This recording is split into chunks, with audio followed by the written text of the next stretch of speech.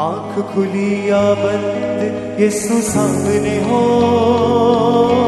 आंख खुली या बंद यीशु सामने। Thank you Jesus. परमेश्वर का धन्यवाद करते हैं आज के सुंदर समय के लिए जिसने हमें फिर एक बार मौका दिया कि हम आपके रूबरू हो। तो व्यूवर्स, अगर आप हमारे YouTube चैनल पर नए हैं तो हमारे चैनल को सब्सक्राइब करें और बेल आइकन के बटन को दबाना ना भूलना। हर बार की तरह इस बार भी मैं आपके लिए लेकर आया हूँ एक ज़बरदस्त वर्ड ऑफ गॉड का क्लिप जो आप अपने मोबाइल स्क्रीन पर देख रहे हैं। मुझे उम्मीद है कि ये आपको बदलने की सामर्थ्य रखता है। तो चलते हैं देरी ना करते हुए वर्ड ऑफ गॉड की ओर। Let's go.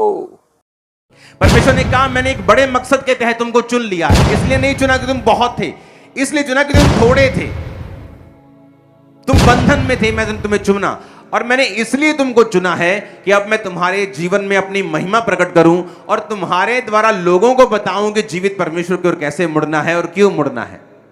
और वही मकसद आपकी लाइफ में है। कुरिन्थियों में लिखा पौलुस कहता है कि ध्यान से देखो कौन चुने गए, ना तो अमीर चुने गए। परमेश्वर ने कहा मैंने जगत के निर्बलों को, कमजोरों को, तुच्छों को, गरीबों को, जो व्यर्थ थे उनको चुन लिया ताकि जो अपने आप को अमीर, सामर्थी, ऊंचा समझते हैं उनको शर्मिंदा करूं।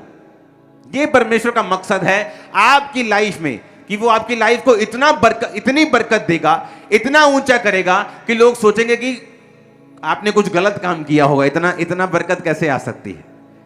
या तो आपकी गवाही को झूठा समझेंगे कि ये नहीं, ये झूठ बोल रहा है, ऐसे कैसे हो सकता है, मेरे सामने तो ये ऐसे संघर्ष कर रहा था, अब ये इतना कैसे बढ़ सकता है। वो इस लेवल के साथ आपको बढ़ाना चाहता है और ब्लेस करना चाहता है। अब वो योजना पकड़ने के लिए, उस लेवल की ब्लेसिंग को हासिल करने के लिए परमेश्वर ने हमें इंस्ट्रक्शंस दी हैं। वचन में अपनी पसंद नापसंद को बताया है कि जब हम परमेश्वर की पसंद को फॉलो करेंगे, परमेश्वर के वचन को फॉलो करेंगे, ऑटोमेटिकली परमेश्वर की सारी योजनाएं हमारी जिंदगी में पूरी होनी शुरू होंगी। आमीन। लेवी व्यवस्था 10 उसकी 1 से 10 आयत में लिखा, तब नादाब और अबीहू नामक हारून के 2 पुत्रों ने अपना धूप दान लिया और उसमें आग भरी और उसमें धूप डालकर उस ऊपरी आग को जिसकी आज्ञा यहोवा ने नहीं दी थी यहोवा के सम्मुख अर्पित किया, यानी भेंट कर दी। तब यहोवा के सम्मुख से आग निकली और उन दोनों को भस्म कर दिया और वे यहोवा के सामने मर गए। मूसा ने हारून से कहा, यह वही बात है जिसे यहोवा ने कहा था कि जो कोई मेरे समीप आए अवश्य है कि मुझे पवित्र जाने और सारी जनता के सामने मेरी महिमा करे। और हारून चुप रहा। ऊंची आवाज से बोलो आमीन।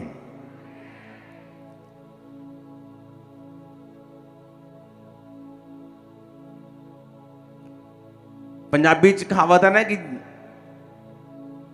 जिन्ना मिठा चाहिए उन्ना पाना पैना आप, हाँ, जिन्ना गुड़ उन्ना मिठा। परमेश्वर ने कहा महायाजक जो होंगे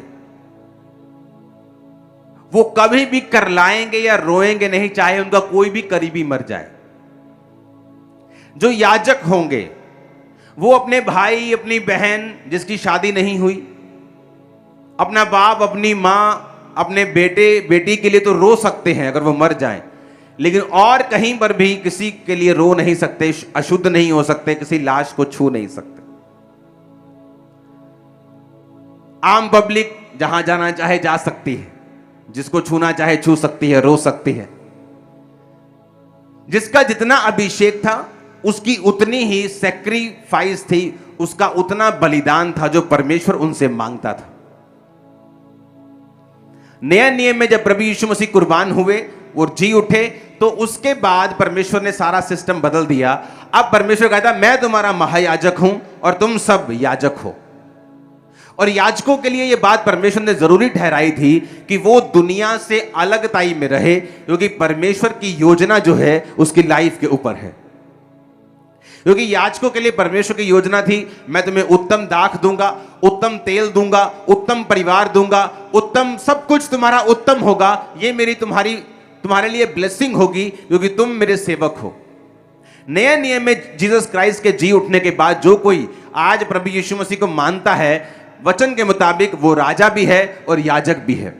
अब हम याजकों के पास नहीं जाते, आप मेरे पास नहीं आते हो पाप माफ करवाने के लिए। मैं आपको बोलता हूं यहीं से बोलो कि हे जीसस क्राइस्ट प्रभु जी मेरे पापों को माफ कर, अपने लहू से धो, तो आपके पाप शुद्ध हो जाते हैं। क्योंकि जीसस क्राइस्ट मेरा और आपका महायाजक है और हम सब याजक हैं। तो याजकों के लिए परमेश्वर ने एक योजना बनाई थी कि याजकों को मैं ब्लेस करूंगा, याजकों को सबसे उत्तम दूंगा, लोगों से उत्तम दूंगा। अगर लोग बेस्ट ले रहे हैं, उत्तम ले रहे हैं, तो 10 उत्तम लेकर उन उत्तमों में उत्तम, बेस्ट ऑफ बेस्ट जो होगा वो मैं याजकों को दूंगा। ये परमेश्वर के मन में फोटो थी, कल्पना थी, योजना थी याजकों के लिए जो उसके नाम की सेवा को करते थे। अब जब परमेश्वर आपको याजक कहता है तो वो ये भी एक्सपेक्ट करता है कि याजक जो थे वो दुनिया से अलग रहते थे, वो लोगों में घुलते और मिलते नहीं थे। जिस तरह वचन कहता है मसीह का बलियाल के साथ क्या लगाव, अंधेरे का ज्योति के साथ क्या मेल, अविश्वासी के साथ हमारा क्या मेल। पौलुस कहता है मैं ये नहीं कहता कि तुम शराबी से बात ना करो, तुम पापी से बात ना करो, तुम उसके साथ वचन शेयर ना करो। नहीं तो अगर हम किसी के साथ संगति नहीं कर सकते ऐसे लोगों के साथ, तो फिर तो जगत से हमें निकल जाना पड़ता, क्योंकि हर जगह शराबी और पापी और नशेड़ी और व्यभिचारी आपको मिल जाएंगे। लेकिन पौलुस कहता तुम इनके साथ संगति ना करो, इनके साथ यारियां ना बांधो, इनके साथ दोस्तियां ना करो, इनको वचन दो, वचन देकर इनसे फिर अलग हो जाओ। परमेश्वर ने कहा अब्राहम को मैं तुम्हारे वंश को समुद्र के रेत की तरह बनाऊंगा। समुद्र की रेत, अगर आप रेत से बर्तन को मांजते हैं तो रेत कभी गंदी नहीं होती, लेकिन बर्तन को शुद्ध कर देती है। उसी तरह परमेश्वर ने कहा तुम रेत हो, तुम अशुद्ध होने के लिए नहीं बुलाए गए हो, तुम लोगों को शुद्ध करोगे लेकिन खुद अशुद्ध नहीं होंगे, तुम खुद उनके बीच में नहीं जाओगे। क्योंकि अगर तुम्हें याजकों वाली बरकतें चाहिए तो तुम्हें याजकों के जैसी अलगताई और पवित्रताई को भी अपनाना पड़ेगा। आमीन। परमेश्वर का धन्यवाद करते हैं जिसने हमें समय दिया था कि हमने पवित्र वचन को सुना। तो व्यूवर्स, मुझे उम्मीद है कि ये वाली कलेक्शन भी आपको बेस्ट लगी होगी और आपने अपने आप को भरा होगा। तो देरी ना करते हुए व्यूवर्स, मैं आपको और अपने आप को परमेश्वर की ग्रेस में छोड़ता हूँ और मिलते हैं नेक्स्ट वीडियो में। तब तक के लिए सबको जय मसीह। आँख खुली या बंद यीशु सामने हो, आँख खुली या बंद